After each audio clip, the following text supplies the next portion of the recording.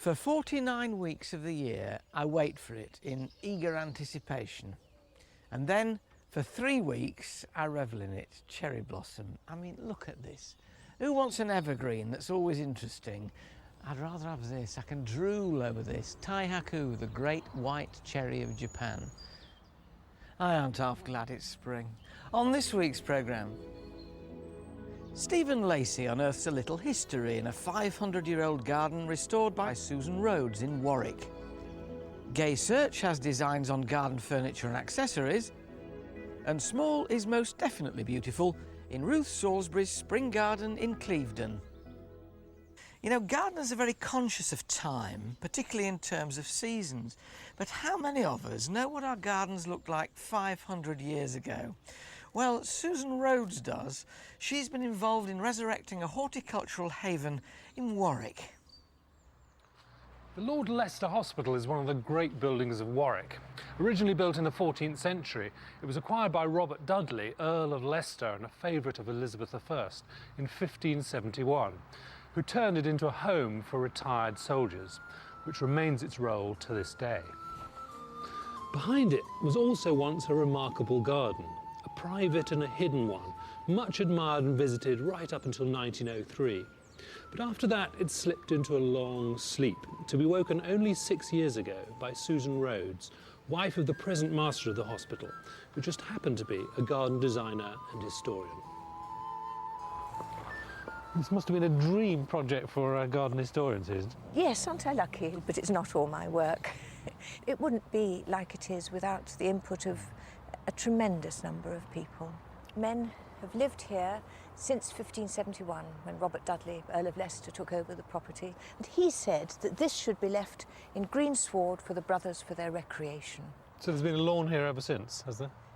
Certainly since 1571, but in fact for about 200 years before that, because it was sold in 1540 as the Great Garden. But the big feature at the moment are these magnolias, aren't they? I love them. We've trained them as far as you can ever train a magnolia to go over the arch, put here quite deliberately to frame this amazing structure, which is the nilometer, or the master's vase.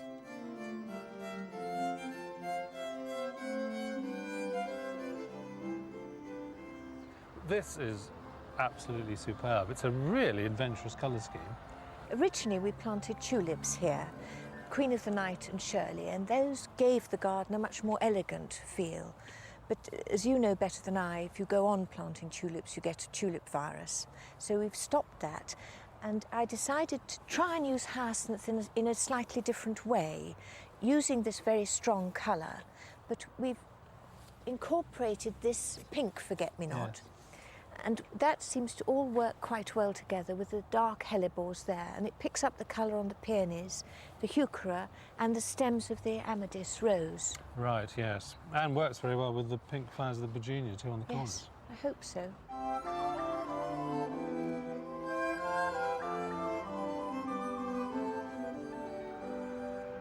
I like the roses. You've grown them on chains, haven't you, to make great swags?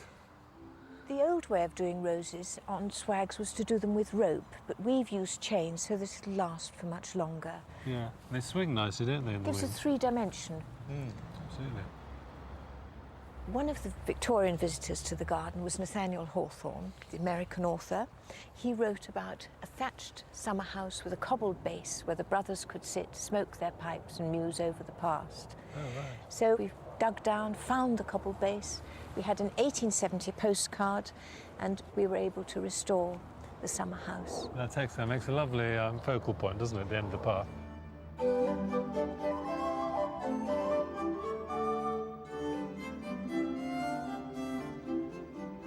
Box hedges always give a garden a nice timeless feel, don't they? It's wonderfully green at this time of the year, but this was the old box hedge, which was planted 1819 for 7 shillings. Right. And we took cuttings from this, and we've used the cuttings to line the rest of the paths. You use a lot of sort of very traditional plants too, don't you, that have been in gardens a really long time, like the rosemary and iris over there, and lavender here. Yes, the rosemary I use quite deliberately because when Elizabeth I was on her way to her coronation, an elderly lady put a sprig of rosemary into her sedan chair. And because of Elizabeth I's direct association with the hospital, we remember her like that.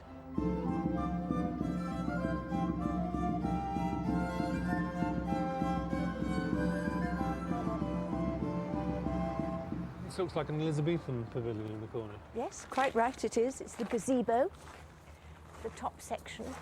The lovely leaded lights were given to us. And underneath, the old pineapple pit. This is very, very early. It's about 1759. We found it under the compost heap. Right. These old limes were here, presumably, were they? These were all here, in quite bad condition, as you can see. But they had years ago been pleached. So we decided to set up a structure and to pleach them again. It's known as the hedge on stilts. And in a few weeks' time, this will be a glorious lime green. It will obliterate all the modern buildings, and yet it still gives you 7 or 8 feet of planting space underneath. It really is such a wonderful atmosphere you're creating, Susan. I wouldn't mind retiring here myself. Are there any rules I should know about? Well, 2 that might worry you. You can't keep a parrot or a hawk, and you're not allowed to entertain a lady under 80.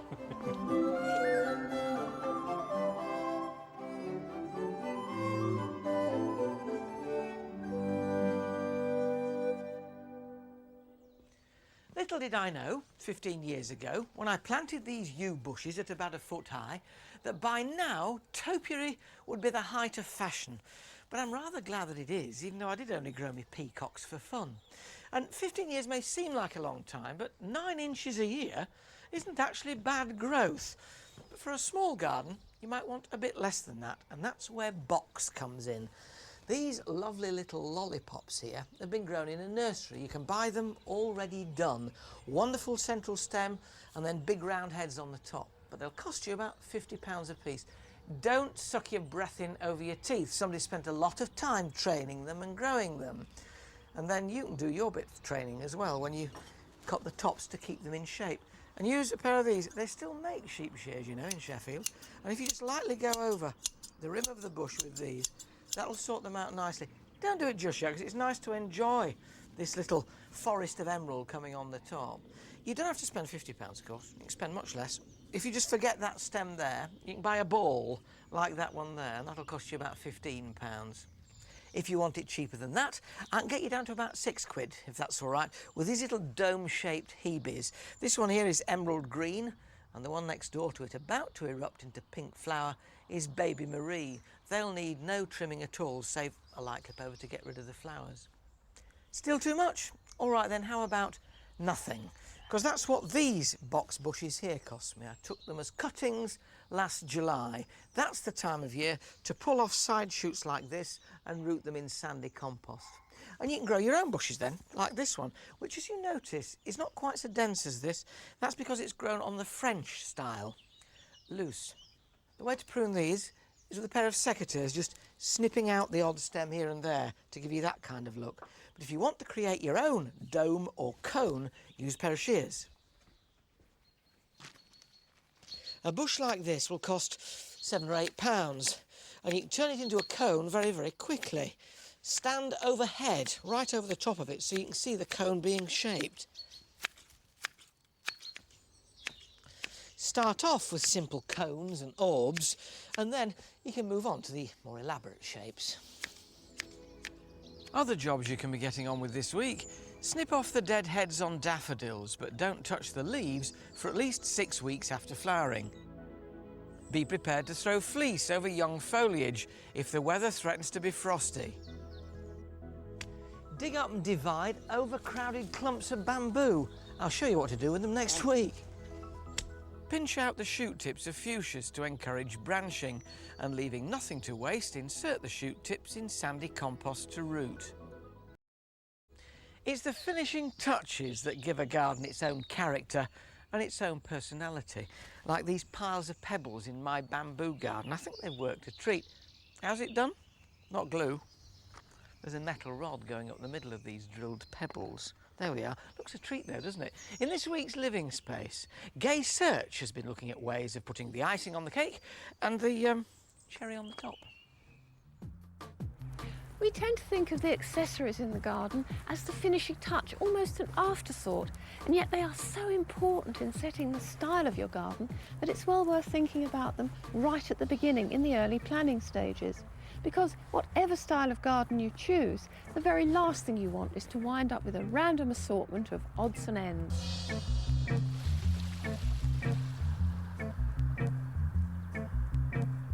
Garden designer Jonathan Bloore has often had to pick up the pieces after clients have splurged on ill-matched accessories.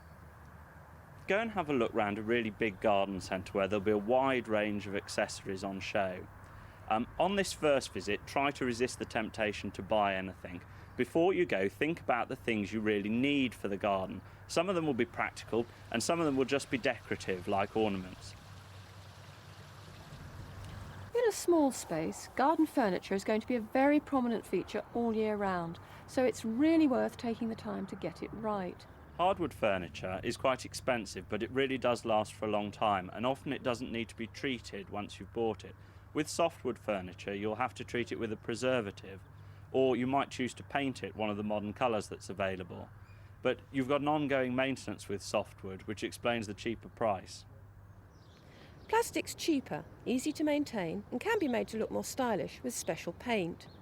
Alternatively, look for second-hand furniture in junk shops or at local auctions. This pair of metal pavilion chairs cost only £10 and look terrific painted with enamel. As for pots, the choice is huge, so again bear in mind practicality, cost and the style of your garden. Handmade terracotta is fabulous and looks great in most settings, especially a cottage or Mediterranean garden. Much, much cheaper is machine-made terracotta. This large pot costs just £2.50 and it cries out for the personal touch. Paint it a plain colour. Black or silver is wonderful in a modern garden, or with stripes, lovely in a formal setting. With your accessories, be really brave. In a small garden, it can look absolutely stunning to have a really big urn or feature. But always be careful. If you're going to put all your eggs in one basket, be sure that you really, really like it. So don't go for an impulse buy. Go back, look at it a couple of times and make sure it's right for your garden.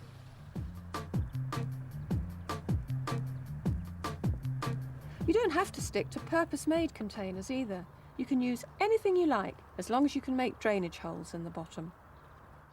Don't be afraid to be really adventurous with the accessories. You might like to look around, say, car boot sales and unconventional sources for things for the garden, and perhaps try using things that wouldn't normally be used as garden ornaments to make it really unusual. Well, that's it. What I hope we've done over these last few weeks is give you some good ideas for making the best of your living space. So go on, have a go. You'll be amazed at what you can achieve. It's often the simplest ideas that are the most effective. Take a herb pot, plant it up with thymes. Brilliant. But you can take it one step further, as in this week's garden cuttings.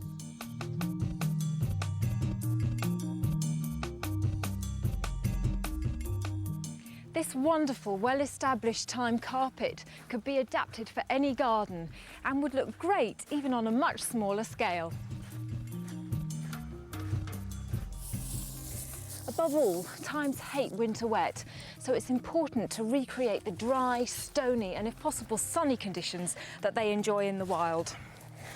There are more than 120 different varieties of thyme, so to try and achieve a tapestry of different colours and textures, make sure that you choose different foliage types because these are evergreen plants, and although thymes flower for several weeks during the summer, for most of the year it'll be the foliage colour that provides the interest.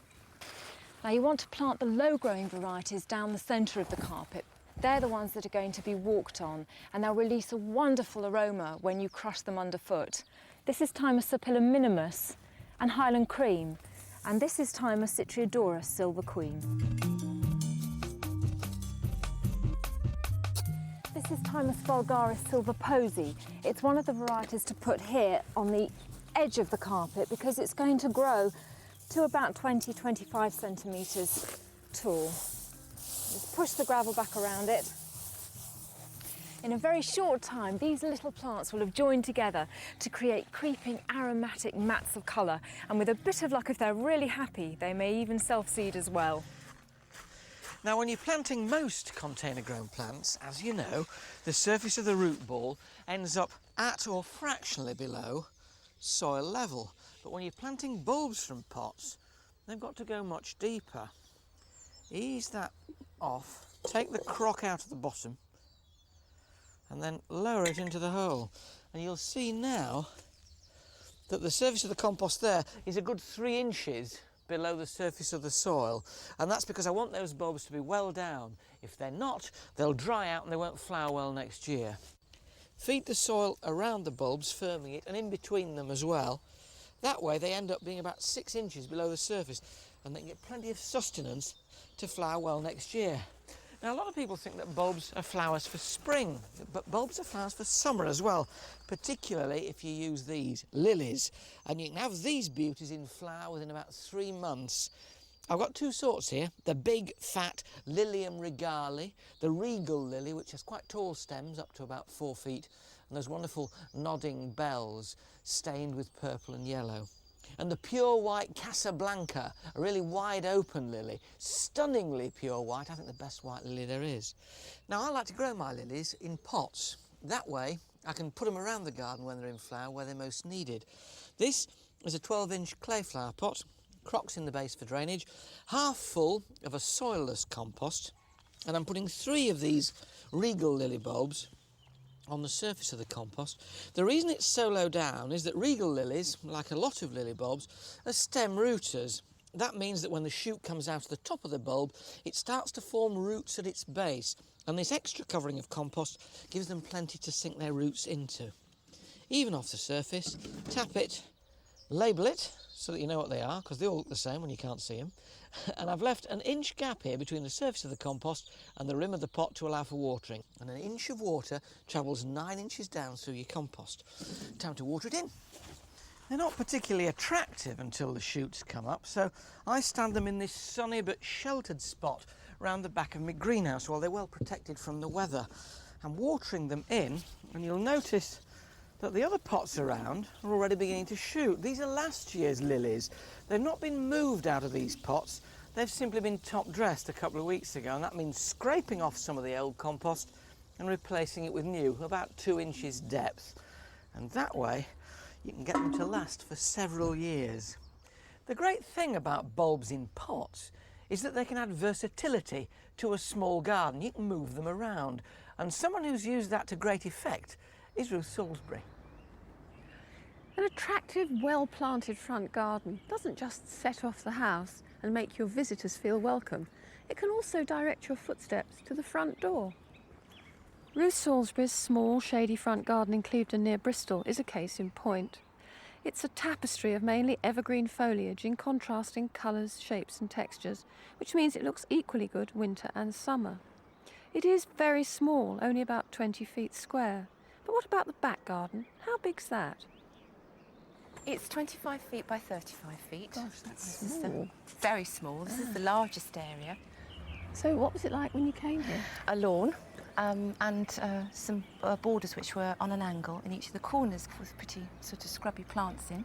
And I kept 2, the rosemary, which is here, and the bay over there, which was a hedge. Over the years, I've pruned it to sort of form a mop head to give better planting underneath. I noticed you've done that with 1 or 2 of the shrubs in the garden. Yes, it's a little ploy of mine. I've taken off the lowest 2 branches every year, so it's shrunk. I mean, it's an ugly process because you have to put up with the thing looking gradually more and more bald before the top can expand. Also, I love the way you've done this turn on the diagonal off the patio because it does push your eye on that longest axis of the garden, doesn't it? And I love the actual materials you've used, the bricks and the slabs. They work really well, don't they? Because it's such a tiny space, actually it makes you very, very creative, I think, with teeny little areas. You're very close to the sea here, aren't you? What, a few hundred yards away. Did that affect the plants that you chose? It did to start with. I actually looked up what grew well, and I put in things like sea hollies, which just, because it is a sea-loving plant, you know, coastal plant, grew and grew until it was just massive, so they got secateured out the way. And now I'll just try anything. You're a great changer of things, aren't you? I gather this only appeared last year, this pond. Yes, it did. And I'm not quite sure about it. There's something not quite right. It's and it's not growing on me, which some things do. So I don't know. We'll have to live with it a bit and see what happens. The first pond we had is a little one over there, and because I don't use any chemicals, I don't use slug pellets or anything. The first year that the frogs actually put frog spawn in there, it was like a bubble bath, you know, it's like heaving over the top. So we put a very, very tiny pond at the bottom there. Oh, really? Can we have a look? Yes, certainly. It's a bucket, actually. Oh, really? Yes, just a bucket sunk in a hole in the ground. And is this going to stay, or is this on This the will move? stay, actually. I think it's one of the two things that I'm quite comfortable with. The other was my Adrian Bloom wall, which was something that I saw at Bressingham. There were lots of walls that split up open spaces, and he'd banked up soil one side and then planted climbers and plants that needed a lot more protection the other side. Although it's not quite right at the moment, it needs to be a bit higher. That will stay as well, along with this. Well, in theory it will stay. In theory it will stay, yes, yes, longer. I think I have a very relaxed attitude about the garden. This is a place for living here, and it's a place for living for the whole family. So whilst I am an avid gardener, I don't have a feeling about it that it has to be precious or that plants can't be damaged. I mean, plants regenerate. And if things get damaged, which they do frequently, then that's okay, it'll grow again. And these are growing again. I planted these snake's head fritillaries in damp grass 3 years ago. They are one of the most elegant flowers and certainly one of my desert island plants. That's it for this week. On next week's programme is the first of 3 visits to the renowned gardens of Beth Chatto. Stephen Lacey discovers how she's mastered planting in shady woodland conditions. I'll be back here in my Hampshire garden, still ensnared by spring flowers. Whatever the weather this weekend, enjoy your garden. Ta-da. There's more practical advice and inspirational ideas on the way next here on UK TV Gardens as we head into the ever-popular gardener's world. So stay with us.